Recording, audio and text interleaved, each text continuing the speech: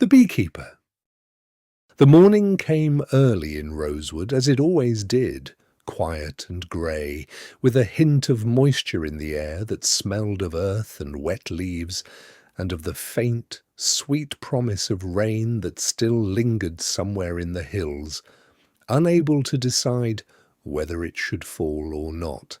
Edmund Farley barely noticed it any more.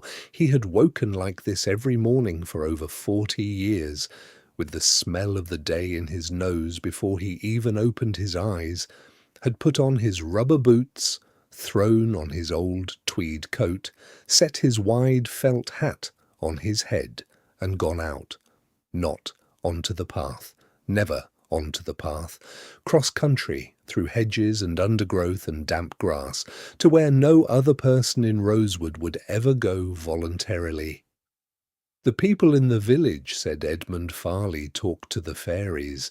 Mrs. Alderton from the greengrocer's claimed to have once seen him kneeling at an old oak stump, whispering. Joseph Bates from the Black Swan thought that was nonsense. Reverend Coles found it disturbing. Edmund himself never denied the rumour. It did not seem worth the effort. He was 72 years old, had lived alone for 40 years in the small cottage on the southern edge of Rosewood, and knew the forest that stretched behind the fields. He knew where the foxes had their dens, and where they had abandoned them last spring after the young dog from the Hargreaves farm had become too curious. He knew where the woodcocks nested, and where the old beech stumps bore the best mushrooms in autumn, and he knew where his bees flew. The bees were the centre of his life, not in a sentimental way, as outsiders sometimes assumed when they heard that an old man lived alone with his hives. It was more the quiet, matter-of-fact affection of a man for his work. Edmund Farley had 23 colonies, knew the character of each one, knew which colony became restless in a south wind and which remained calm even in a storm. He had won prizes for his honey, the dark golden forest. Honey was known as far as Hereford. The bees keep me healthy, he used to say, and they show me everything I need to know. For 3 weeks now, however, something had been wrong. It was not many, a dozen perhaps, spread over several days from 2 of the colonies he had placed farthest to the southwest, near the boundary of Whitmore's land. Bees that returned weakened, staggering, disoriented, and then died. Edmund knew all the usual explanations: varroa mites, poor forage years, the use of chemicals on neighbouring fields. He had ruled them all out, one after another, with the methodical thoroughness of a man not inclined to jump to conclusions. He had noted the direction 3 times, with date and time and wind direction. He had added further observations, the behaviour of the bees, the exact flight times, the weather conditions. What remained, when everything else was excluded, was something that came from a particular direction. Southwest, always southwest. Today he went there. The path, if one wanted to call it a path, which Edmund did not, led through 2 fields, an old hedge that no one cut any more, and then into the forest that bordered George Whitmore's estate on the western side. Whitmore had inherited the woodland along with the farm and used it occasionally as a hunting ground. Most of the time it lay still and untouched. No one in Rosewood was particularly strict about property boundaries in the forest as long as no damage was done. And Edmund had been walking this forest for decades, long before Whitmore had inherited the land. He pushed branches aside without pausing. His rubber boots sank softly into the forest floor. The light in here was muted and greenish, filtered through the dense canopy of leaves. Edmund knew every tree, the old beech with the split trunk, the moss-covered boulder on which lizards sat in summer, the narrow hollow where water collected after rain. And he knew the small forest spring that lay in the back part of the woodland behind a dense tangle of old undergrowth and fallen branches. The water there had always been clear, so clear one could count the stones at the bottom. A small, quiet eye in the middle of the forest that Edmund had known for decades. He pushed aside the last branch and stopped. The water was not clear. It shimmered slightly oily on the surface, in thin streaks that broke the grey morning light in a strange way, in colours that did not belong there. And the vegetation around the spring, the moss, the small ferns, the low undergrowth, was withered and brown and dead, as if summer had decided to end earlier in this exact spot than everywhere else. Edmund knelt down, slowly, with the care of an old man whose knees did not always do what he wanted them to, and smelled. Once, twice. The smell was faint, almost imperceptible, but it was there. Something sharp, chemical, that did not belong in a forest. He knew this smell. He had used it himself once many years ago when such substances had still been permitted, before people had known or admitted what they did. He took 2 old preserving jars out of his coat pocket.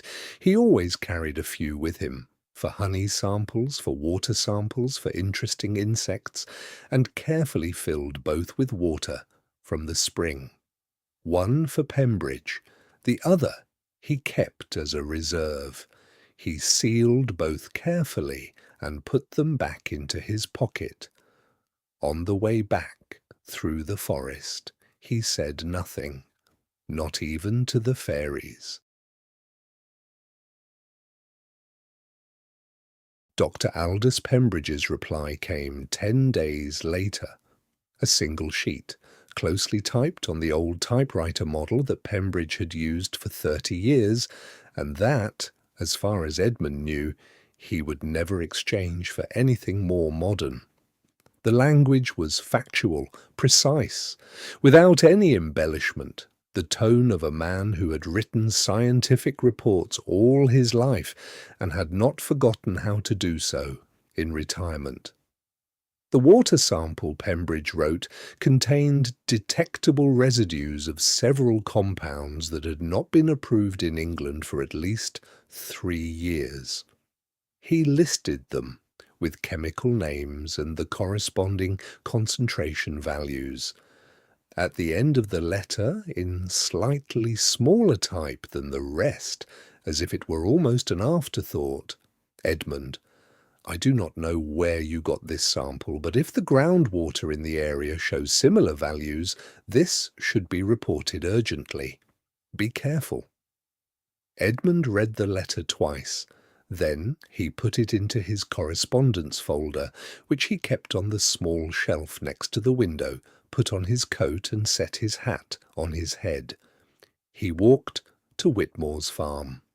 Normally, Edmund never took the path. Paths were for people who did not know where they were going, but for a visit like this, he wanted to be seen. There should be no doubt that Edmund Farley had gone to George Whitmore that morning, so he took the path. It was 20 minutes. Whitmore stood in the yard repairing a fence post. He was a tall, broad-shouldered man of 58, with an open, weathered face and the calm, self-assured manner of a man to whom things in life had mostly obeyed. He had been a member of the village council for 12 years and was considered sensible and reliable, someone people turned to when the village fete needed an organizer or when there was a dispute about rights of way along the northern field boundary. He saw Edmund coming and set the hammer aside, a gesture meant to seem casual. "Edmund, what brings me the honour?" Edmund stopped, his hands in his coat pockets, and looked at Whitmore calmly. He was not a man for preambles. "I was at the forest spring," he said, "behind the old tangle in the back part of your woodland." Whitmore said nothing. His face did not change. "The water is contaminated, George. Banned pesticides. I had a sample analysed. In writing by a retired agricultural chemist in Hereford." Edmund paused briefly.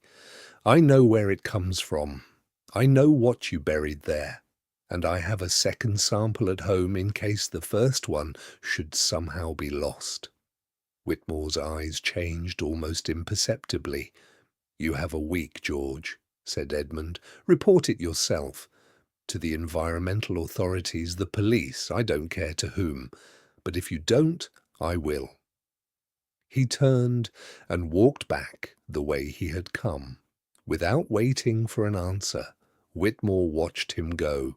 His hand, which had closed again around the fence post, was white at the knuckles.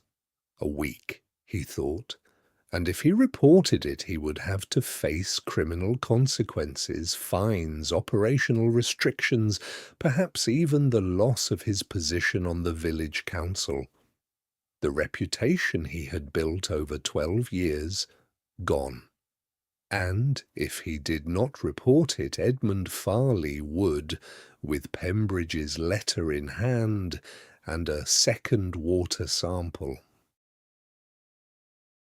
3 days later, on a Tuesday afternoon, Whitmore paid Edmund a conciliatory visit. He stood on the threshold holding a jar of strawberry jam, homemade, the label written in his neat, slightly angular handwriting, "Strawberry jam." "I wanted to apologize, Edmund," he said. "You're right, the whole thing. I should never have done it, I know that. I was in a difficult situation back then, with the costs, with everything. But that's no excuse." Edmund looked at him for a moment. Whitmore met his gaze. "I will report it," Whitmore continued. "I need a few more days. I have to speak to my lawyer and the insurance, but I'll do it, I promise you." Edmund trusted people by nature. Perhaps that was a weakness, perhaps not. In any case, he believed that everyone had the right to correct their mistakes and do better next time. "Come in," he said. They drank tea in the small kitchen that smelled of beeswax and the dark, earthy honey that stood in several jars on the window-sill. It became a long conversation about the farm, about the difficult years, about the rising disposal costs for agricultural businesses. Whitmore was good at placing things in contexts that made them understandable. He was a likeable man. What Edmund did not know, Whitmore had prepared the jam 3 days earlier. He had gathered monkshood at the edge of the forest, Aconitum napellus, which grew wild there where the forest was damp and shady, and had consulted an old hunting manual on poisonous plants that had stood on his bookshelf for years. He had taken more than his calculations deemed necessary, to be sure.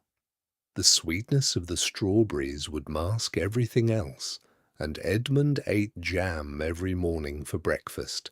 Everyone in Rosewood knew that. When Whitmore left, Edmund took the jar of jam and placed it on the shelf next to the stove. "Thank you, George," he said at the door. "Not at all, Edmund," said Whitmore. The smile was still on his face as he walked up the driveway to the farm and closed the door behind him. The next morning Edmund Farley had breakfast alone as always. He got up at 6:30, made tea. The strong, dark Yorkshire tea he had ordered in quantities for years that Dorothy Finch had once described as alarming for one person. Cut himself 2 slices of toast and placed the jar of jam on the table. He ate slowly, as he did everything, and drank 3 large cups of tea, so hot that another person would have hesitated. Edmund never hesitated. He read the newspaper as he did every morning. The weather would improve. In the next county, someone had observed an unusually early horse chestnut blossom. The Rosewood Village Council was once again discussing the parking area by the village hall. Edmund ate his toast, spread it generously with strawberry jam, and drank his tea. A slight dizziness set in, hardly more than a fleeting moment. Edmund frowned and attributed it to the strong tea. Then he put on his coat and went to check on his bees. 2 hours later, his neighbour Mrs. Hooper, a round, practical woman who occasionally helped Edmund with shopping and in return regularly received a jar of honey, found him collapsed between the hives. He lay on his side, his face turned toward the ground, the bees humming around him as if nothing had happened. Mrs. Hooper screamed. The bees were not disturbed. Dr. Hargreaves arrived within 20 minutes. He knelt down and looked at the old man with the calm objectivity of a doctor who in 30 years of rural practice had seen little that could still truly surprise him. Edmund Farley lay on his side, his legs slightly drawn up. His face was turned toward the ground. Next to him on the grass, a small damp patch. Hargreaves looked at it without giving it much thought. Edmund had complained of nausea more often lately. Hargreaves knew that because he had treated him for it 6 weeks earlier. Stomach problems, Edmund had said. Age, Hargreaves had thought. Above all, the heart. Edmund Farley had suffered from severe coronary heart disease for years. Hargreaves had repeatedly advised him to reduce physical work. Edmund had nodded each time and carried on as before. For a man in his condition doing this work at this age, a sudden death out among the beehives was no surprise. It had really only been a matter of time. He stood up, removed his gloves and called Janet Farley. Janet expressly requested that medical details not be disclosed. She did not want her uncle to become village gossip before she herself had arrived. Hargreaves and Reverend Coles, who arrived next, respected that. He signed the form. Heart failure. No one asked questions. The wake took place 3 days later in the village hall, on a Thursday afternoon with pale autumn sunshine falling through the tall windows and giving the room a slightly unreal brightness. Reverend Coles had organised everything: cucumber and salmon sandwiches, scones, tea in large pots, and a few sincerely meant words about a man he had, to be honest, never quite understood, but who had undoubtedly been a part of Rosewood. Half the village had come. Edmund Farley had been a loner, yes, but he had been here for over 40 years, and in a village like Rosewood that meant something. One came. Clarissa Hamilton came as well. She had known Edmund slightly. Not well enough to call him a friend, but well enough to respect him.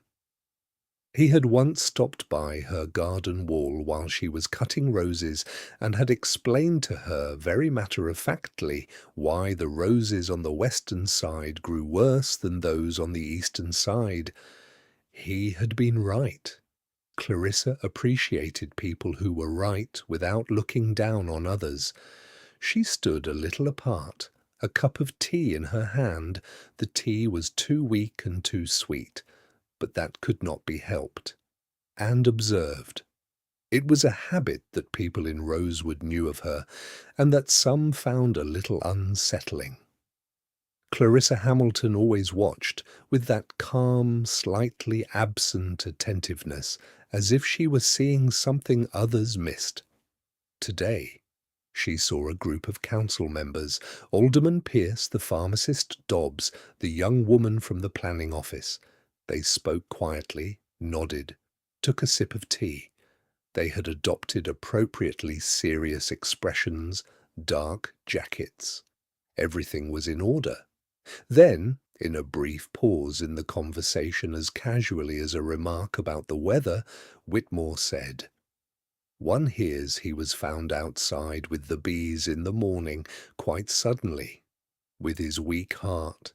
It was probably only a matter of time." Clarissa held her cup very still. The Reverend had not mentioned the cause of death, but of course it had spread. In Rosewood, such things did not remain secret. So why did he mention it now? Clarissa drank her tea thoughtfully. At the Black Swan that evening it was quiet. Outside it had grown cool, a light wind drove the first autumn leaves across the parking lot, and inside the fire burned in the corner fireplace, which Joseph Bates lit every year on the 1st of October, regardless of the weather, as a personal statement against autumn. Dorothy, who had worked in the pub for many years, stood behind the bar polishing glasses. She was a sturdy woman in her mid-50s with short red hair and a voice that filled the entire pub without effort. She knew everyone in Rosewood, their history, their secrets, their preferences in beer, and she shared this knowledge with the generosity of a woman convinced that information exists to be passed on. Clarissa sat down at the bar and ordered an Earl Grey. "Sad day," said Dorothy without stopping polishing. "Yes," said Clarissa. "I didn't know Edmund very well. Was he popular in the village?" Dorothy snorted softly, not unkindly, more like someone correcting an imprecise wording. Popular is the wrong word, respected, I'd say, or perhaps tolerated by some. He was a loner, but he meant well, and he never harmed anyone. She paused, briefly looked at the glass in her hand. Then she shook her head and set the polished glass down. Odd old man. He always said the bees show him everything he needs to know. A small pause while Dorothy took the next glass. I suppose this time they showed him too much. Clarissa drank her tea and said nothing, but on the way home through the dark lanes of Rosewood she thought very intently. The next morning Clarissa appeared at Edmund's cottage with a slim volume on English beekeeping under her arm, a book she had in fact borrowed from him several months earlier for research purposes, and which she had, truth be told, not finished reading, which she did not mention. Edmund's niece Janet, a woman in her mid-40s from Bristol, opened the door. She was visibly overwhelmed. Estate matters, administrative errands, a stack of unanswered calls on her phone, and glad for any distraction. "Mrs. Hamilton, do come in. You'll have a cup of tea with me." "Very gladly, my dear." Clarissa stepped inside. While Janet disappeared into the kitchen, she looked around calmly. The cottage was tidier than she had expected, the household of a man with clear systems, even if those systems were not always immediately recognizable from the outside. Books sorted by subject, not alphabetically. Correspondence in labelled paper folders, filed chronologically. The shelf next to the window, Edmund's obvious workspace, was full of notebooks, beekeeping manuals, and a small stack of letters. She found Pembridge's letter without much effort. The envelope was stamped Dr. A. Pembridge, Hereford, and lay in the top folder. She took it out, read it once completely, and put it back carefully. Then she took the notebook from the shelf. The entries were written small and precisely. Observations, dates, directional indications, weather conditions. The last pages dealt with the weakened bees, when they had appeared, From which direction, in what condition? A small sketch drawn with a steady hand showed Whitmore's woodland. A spring was marked with a small cross. Her curiosity was piqued. "Can I help you?" she asked, and marched into the kitchen without waiting for an answer. She studiously ignored the "No, thank you." She looked around. The kitchen, too, was very clean and orderly. She looked closely. On the shelf next to the stove, between a tin of tea and a jar of dark golden honey, stood a jar of jam. "Did your uncle like jam?" she asked Janet. "I thought he would prefer honey." "In general, yes," said Janet, "except for breakfast. Then it had to be jam. He was particular about that." The jar was almost full, but opened, the lid no longer quite tight, and on the rim of the jar a trace of dried jam, as one gets from a single breakfast. The label in neat, slightly angular handwriting, "Strawberry jam," almost full still. Obviously Edmund had eaten from it only once. Clarissa stood very still. Then she opened her handbag and took out a small glass vial, the old habit of a woman who had written about poisons for years and had accustomed herself to always carry an empty vial when sitting in other people's houses and finding things that interested her. She glanced toward the kitchen door. Janet was placing the tea service on the table. With a small knife from the drawer, she scraped a tiny amount of jam into the vial, sealed it, wiped the knife and put it back. She placed the jar of jam back exactly as she had found it. Then she returned to the living room and turned again to the desk. "Janet, may I borrow this notebook briefly? There might be interesting things about bees in it. That old thing. As you like. And one more thing." Clarissa spoke calmly, with the tone of a woman making a perfectly reasonable request. "The jar of jam on the shelf. Please do not touch it. Don't eat it. And do not let anyone take it." "Why? What role is that supposed to play?" "Because it did not belong to Edmund," said Clarissa calmly. "The labelling. That is not Edmund's handwriting. It was probably given to him as a gift, and I am not sure whether it might be relevant to the further investigation." Janet looked at her for a long moment, then, with a short, resigned sigh, "Very well, I'll put it away." She disappeared back into the kitchen, and shortly afterward, Clarissa heard a drawer open and close. It had rained during the night, one of those quiet, persistent autumn rains that soaked the ground and brought the smell of earth and rotting leaves into the air. Clarissa put on her rubber boots, a purchase from her first weeks in Rosewood that had proved to be one of the most sensible decisions of her life, and followed the public footpath that ran along the boundary of Whitmore's property. She had Edmund's sketch in mind, southwest. The path led along the edge of a field, and then, where the public path ended, past an old hedge through which Clarissa found a gap large enough to slip through.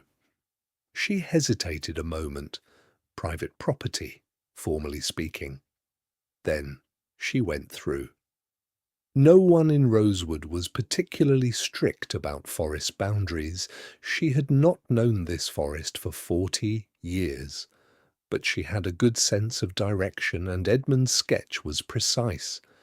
It took quite some time before she found the place.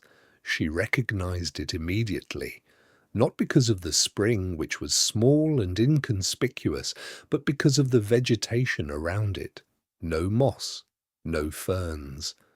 The low undergrowth that overgrew the entire forest was completely absent here, and what still stood was brown and withered, the leaves curled and dead although the trees around still bore their full foliage.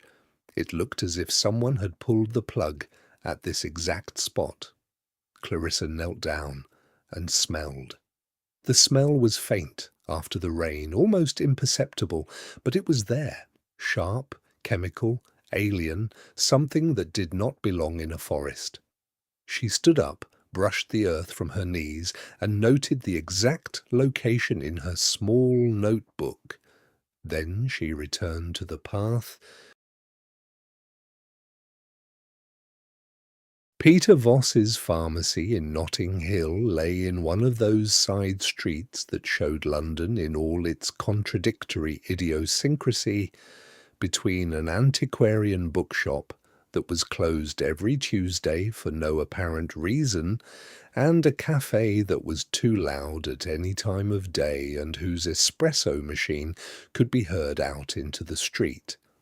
The sign above Voss's door was faded and should have been repainted years ago. Inside it smelled of lavender and old wood.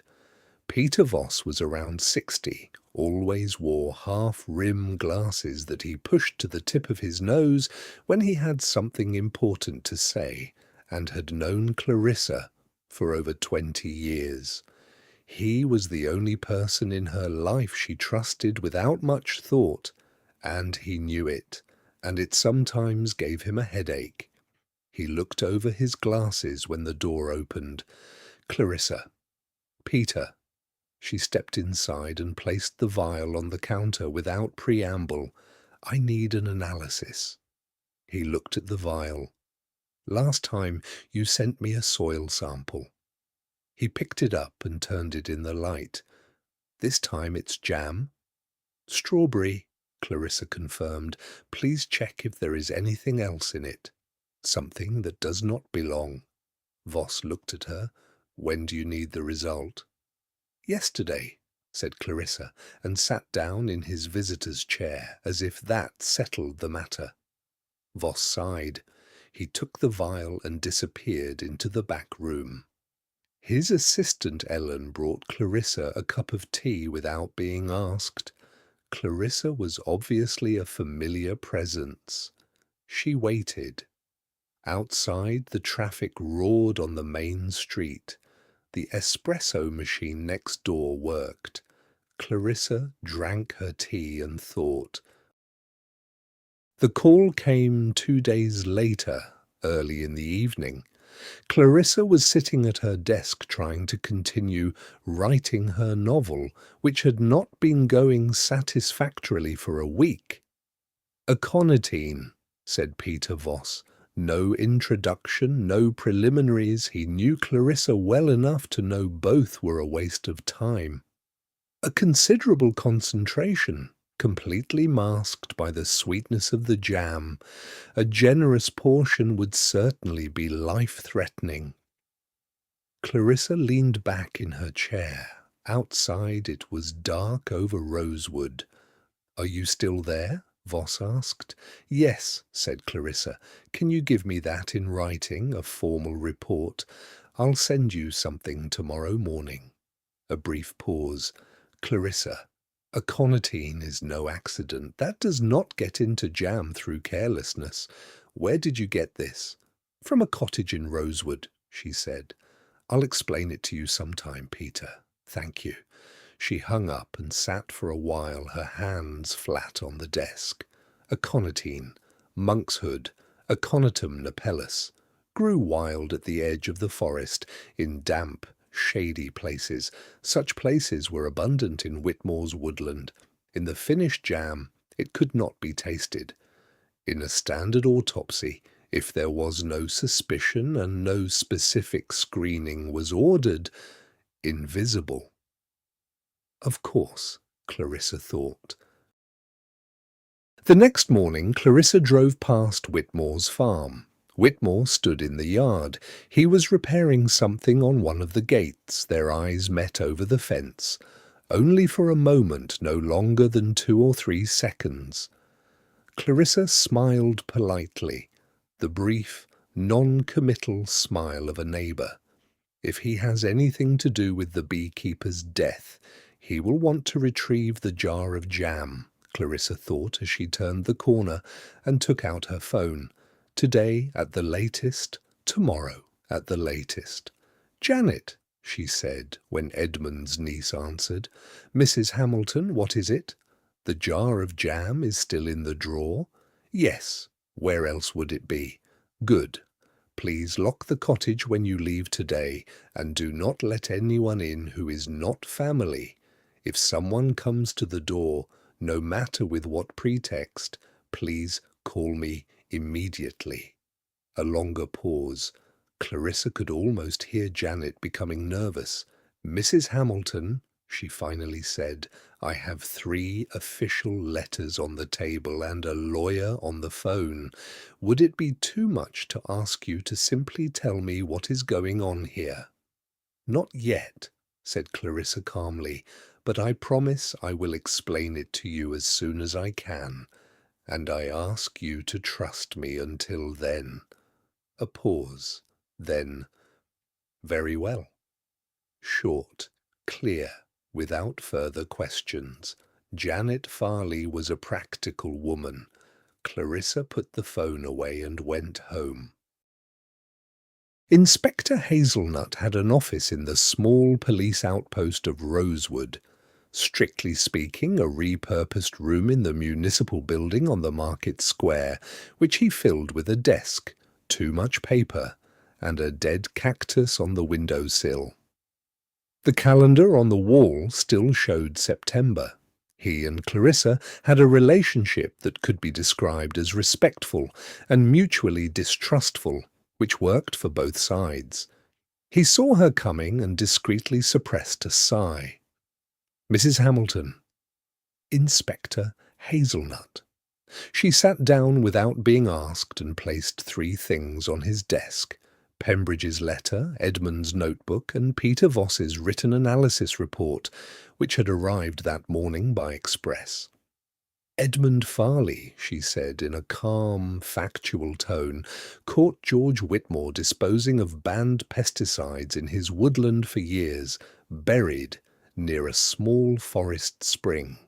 He had a water sample analysed. This is the letter from a retired agricultural chemist in Hereford who examined the sample.